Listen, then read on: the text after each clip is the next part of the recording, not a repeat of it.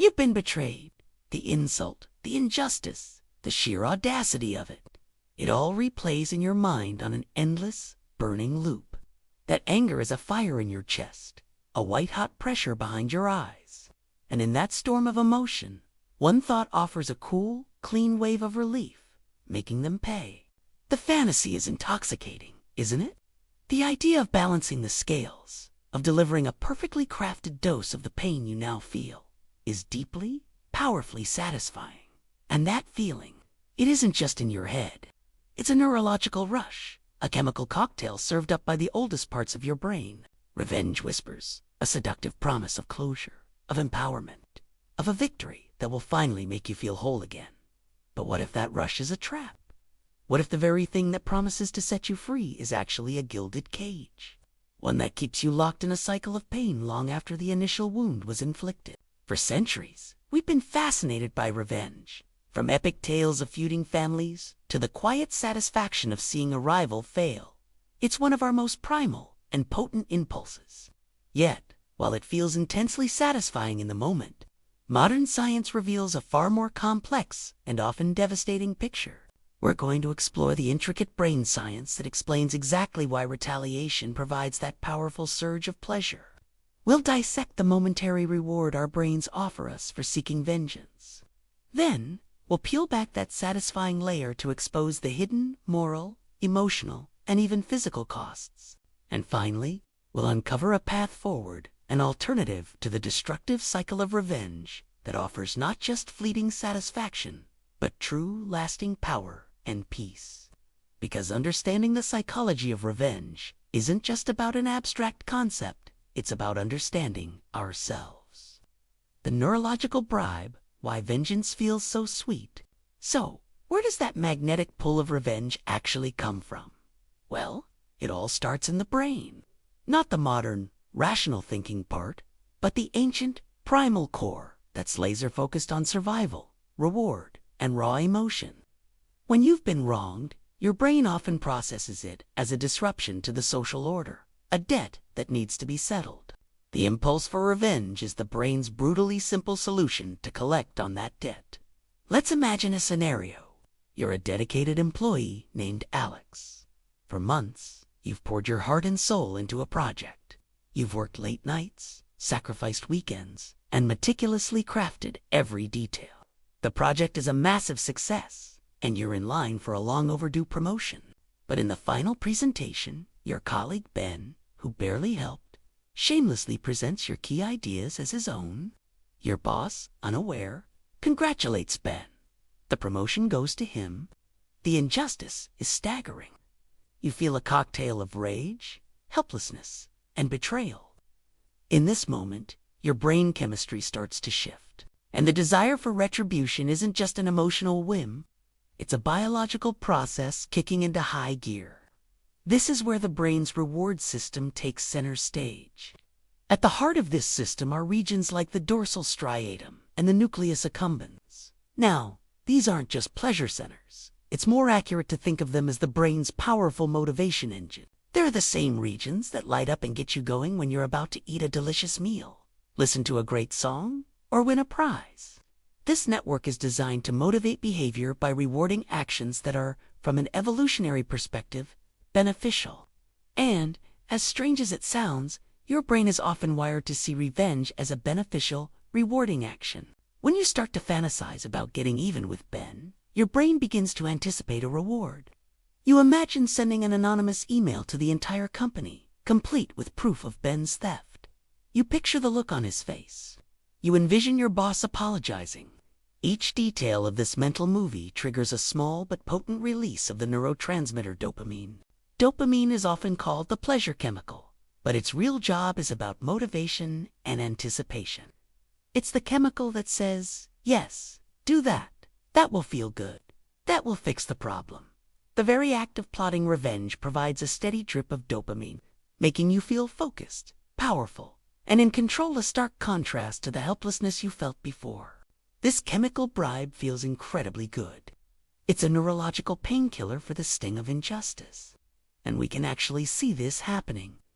In one famous study, Researchers scanned participants' brains while they were provoked in a game. Afterward, they were given the chance to retaliate. The scans revealed that when people chose to retaliate, there was a surge of activity in the nucleus accumbens. What's more, the stronger the activation in this reward center, the more aggressive the retaliation. Provocation literally tilts the brain's balance, making the reward of getting even more appealing than just turning the other cheek.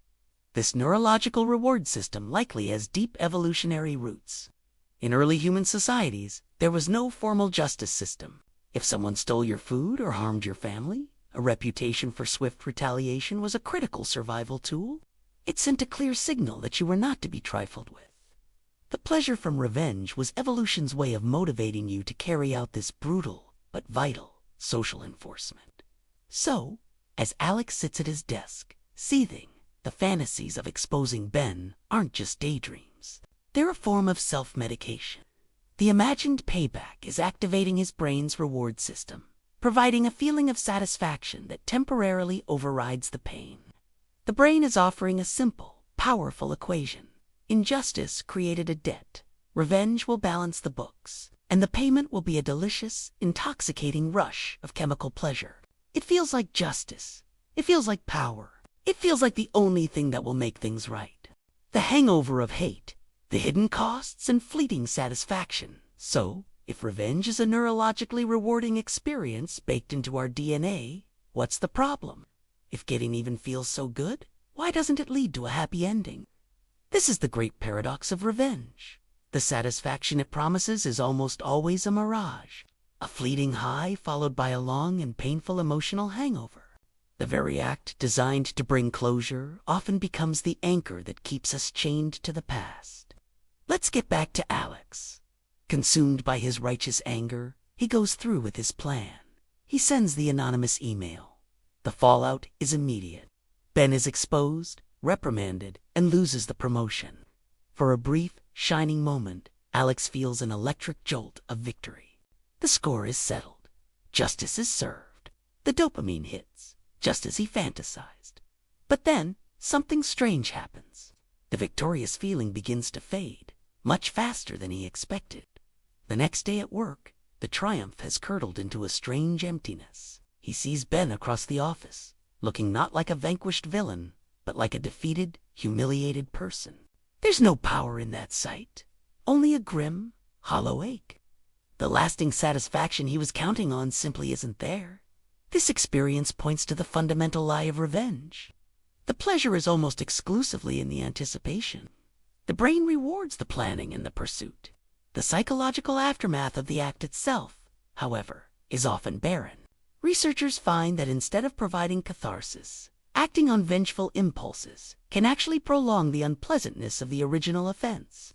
People who don't get revenge tend to downplay the event and move on more quickly. But those who seek revenge are forced to ruminate on it. They have to keep the memory of the betrayal alive and burning to justify their actions. The wound is never allowed to heal. Instead, it's picked at, kept fresh and bleeding. Instead of peace, Alex finds his mind is more consumed by the event than ever before. He's replaying the revenge, questioning if he went too far, analyzing his colleagues' reactions, and still feeling the original sting of the betrayal. The revenge didn't erase the memory, it cemented it. And it's not just an emotional emptiness. There's a real, physical cost to holding on to that hate. The constant state of anger that fuels revenge is physiologically toxic. When you're fixated on getting even, your body is perpetually in a low-grade fight-or-flight mode, governed by stress hormones like cortisol and adrenaline. While useful in short bursts, a chronic flood of these hormones wreaks havoc on your body. Studies have shown that people who hold on to anger exhibit higher cardiovascular reactivity, meaning their heart rate and blood pressure spike more easily, putting a huge strain on their system over time. This chronic anger is also linked to a weakened immune system, disrupted sleep, digestive issues, chronic headaches, and anxiety. While you are plotting to harm someone else, the person you are most consistently and effectively poisoning is yourself. Alex starts to feel this. He's irritable and on edge. He has trouble sleeping. He feels a constant tension in his shoulders and a dull headache that won't go away. The single-minded focus on Ben has taken an immense toll on his well-being, far greater than the initial betrayal itself. He thought revenge would be a period at the end of a painful sentence. Instead, it has become a defining chapter of his lithogrim narrative he's forced to write every single day. The contagion of conflict, cycles of retaliation, and social fallout, but the damage from revenge doesn't stop with you. The problem has a nasty habit of spreading, poisoning relationships, workplaces, and entire communities. The fantasy of revenge is almost always a private, clean narrative where you're the hero. The reality is almost always messy, complicated, and contagious. The single most dangerous flaw in the logic of revenge is assuming the target will accept their punishment as just. From Alex's perspective, his actions were a proportional response to injustice. But from Ben's perspective, the story is entirely different. Ben might rationalize his own behavior, or he might see Alex's anonymous email not as justice, but as a vicious, humiliating, and disproportionate personal attack. And this is where the cycle begins. Research overwhelmingly shows that revenge breeds more revenge. The recipient of a vengeful act rarely thinks, "You know what? I deserved that." Instead, they feel newly wronged. Now they're the ones filled with righteous anger. The act that was meant to end the conflict instead becomes the opening shot in a new one. Hostility doesn't get resolved. It gets passed back and forth like a hot coal, burning everyone who touches it. This is exactly what happens in Alex's workplace. Ben, feeling humiliated, doesn't just slink away. He starts a campaign of counter-revenge. He spreads subtle rumors about Alex. He accidentally misplaces important files. He sows seeds of doubt among their colleagues, painting Alex not as a hero, but as a vindictive schemer. The professional environment becomes a toxic battlefield. Productivity plummets. Alliances form. Alex's single act of revenge has poisoned the entire well. Then there's the social fallout. While you may feel completely justified, the outside world is often a harsher judge. Studies show a fascinating nuance here. While people might see an avenger as competent, they also see them as colder and less trustworthy, especially if the avenger seems to enjoy their victory. In your pursuit of justice, you risk becoming the villain in everyone else's story. Alex begins to feel this social chill. Colleagues who were once friendly now keep a polite distance. They might have sympathized with his original problem, but they're unnerved by the ruthlessness of his retaliation. He wanted to reclaim his status, but instead, he's isolated himself. He's now known as the guy who will go to great lengths to get even, reputation that doesn't exactly build trust or friendship. Of course, how people see revenge is also shaped by culture. In some honor-based cultures, failing to retaliate can be seen as weakness. In others, any act that disrupts group harmony is seen as shameful, no matter the provocation.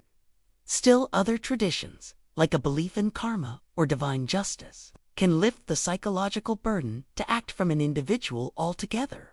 Alex, however, works in a typical corporate culture where individual achievement is prized, but overt conflict is frowned upon. He discovered the hard way that a quest for personal justice, no matter how warranted, can have catastrophic social consequences. He didn't just punish Ben, he fractured his own professional world. His act of revenge wasn't the end of the story. It was the beginning of a much darker one. The art of true power, forging an empowering alternative. So if the dopamine rush is a lie and revenge leaves us hollow, sick, and alone, what's the alternative? Are we just supposed to be powerless victims? Absolutely not. The alternative to revenge isn't weakness. It's the discovery of a different, more enduring kind of power. It's the path that leads not to the fleeting satisfaction of getting even, but to the lasting peace of getting free. This journey starts with a word that, in the face of betrayal, a lot of people hate. Forgiveness. For many, forgiveness sounds like letting the offender off the hook. It feels like saying, "What you did was okay." It feels like surrender. This is a complete misinterpretation. True forgiveness has almost nothing to do with the other person. It is not about absolving them or reconciling with them. Forgiveness, in its most powerful form, is a pragmatic, self-interested act of personal liberation. It is the unilateral decision to cancel a debt that is only hurting you to hold. It is choosing to stop carrying the searing weight of anger so you can use that energy to build your own future. Forgiveness is cutting the cord that ties you to the person who hurt you. As long as you want revenge, they still have control over your emotions. Forgiveness is taking that control back. This isn't easy. It's a choice you might have to make over and over. But it's a process rooted in the most advanced part of our brain, the prefrontal cortex. Think of this region as the brain's CEO, or its primary braking system. It's responsible for long-term planning, impulse control, and emotional regulation. It's the part of your brain that can look at the primal urge for revenge and say, "Hold on, let's think this through. Is this really going to serve me in the long run?" Engaging this part of the brain is the key. It's not about pretending the anger isn't there. Anger is a valid signal that a boundary was crossed. The key is to listen to the signal without becoming a slave to the impulse. It means acknowledging the hurt and then making a deliberate, executive decision to choose a different path. So what does this look like for Alex?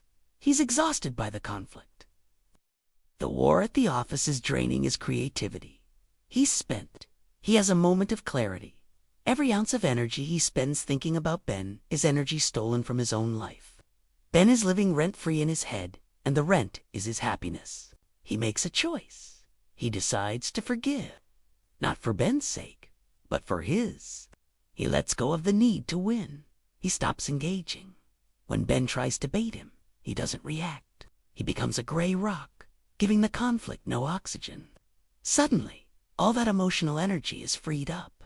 This opens the door for the second, and perhaps most powerful, alternative to revenge, redirecting that energy. The saying, "living well is the best revenge," is a cliche for a reason. It's rooted in profound psychological truth. The passion and obsessive focus that drive a revenge quest are an incredibly potent source of energy. If that fire can be harnessed and pointed not at destruction, but at creation, the results can be transformative. Alex takes that freed-up energy and pours it into himself. He polishes his resume. He reconnects with his network. He channels his frustration into finding a new role at a company that values integrity. His focus shifts from Ben's downfall to his own ascent. This is the ultimate reclamation of power. Revenge is externally focused. It makes your emotional state dependent on someone else. Personal growth is internally focused. It makes your emotional state dependent on your own actions. You stop playing their game and start building your own. Months pass. Alex is thriving in a new job. He's challenged and respected. One day, he hears that his old workplace is still toxic and that Ben is stuck in the same old patterns. When Alex hears this news, he feels ...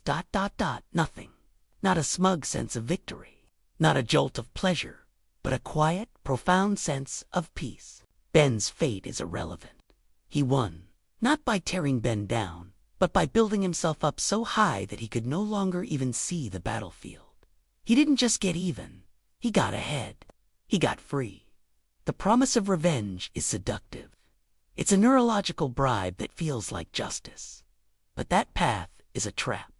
The satisfaction is a mirage, replaced by a hollow ache and a cycle of anger that keeps you from healing. The quest for a clean victory so often spirals into a messy, isolating war that poisons your health and fractures your world. The story of Alex and Ben is the choice we all face when we are wronged. The path of revenge is tempting. It's a well-trodden road that promises a quick fix. But it's a circular road that leads right back to the anger where you started. The alternative path, the path of forgiveness and redirected growth, is harder. It requires the courage to let go of a grievance that feels like a part of you. It requires using the highest functions of your brain to override its most primal instincts. But it is the only path that leads to genuine closure. It is the only path that truly restores your power. Revenge promises to give you power over the person who hurt you, but its true cost is the power it holds over you. It anchors you to the worst moments of your life. The ultimate victory is not about getting even. It's about refusing to play the game. It is about channeling the fire of injustice into the fuel for your own transformation. It's about building a life so full, so successful, and so joyful that the memory of the person who hurt you fades into complete and utter irrelevance. That is not just getting even. That is getting free.